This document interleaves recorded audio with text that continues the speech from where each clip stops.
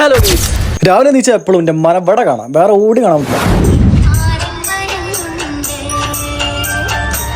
കൊച്ചു കളിപ്പാൻ ആലോചിച്ച് വേണ്ട പാട്ടിനും കേട്ടിട്ട് ഇവിടെ ഇരിക്കണം. മനസ്സിലാവും. ആകെ ടെൻഷനായി, മുഖത്ത് ഫുള്ള് കുരു. എവിടെ നോക്കിയാലും കുരുണ്ടായ ടെൻഷൻ മാറ്റാൻ വേണ്ടി ഫുഡ് കഴിക്കാൻ പോകുന്ന ആദ്യം ഞാൻ അവരോട് എവിടെ പോകണേ നമ്മളെ പടക്കത്തില്ല, നമ്മൾ ഒടുക്കും പോകില്ല.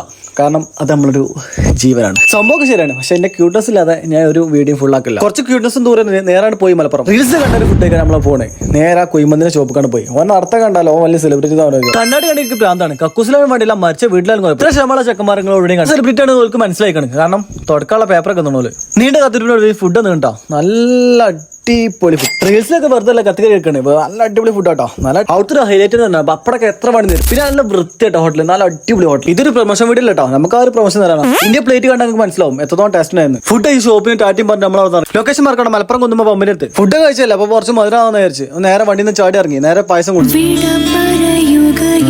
ഓരോ നേരെ വീട്ടിൽ പറഞ്ഞു. എന്നിട്ട് നേരെ എന്റെ വീട്ടിൽ പോയി. നല്ല ചൂടാണ് കേട്ടോ, പെരുഞ്ചു. അപ്പൊ അടുത്ത വീഡിയോ കാണാം. ടാറ്റ.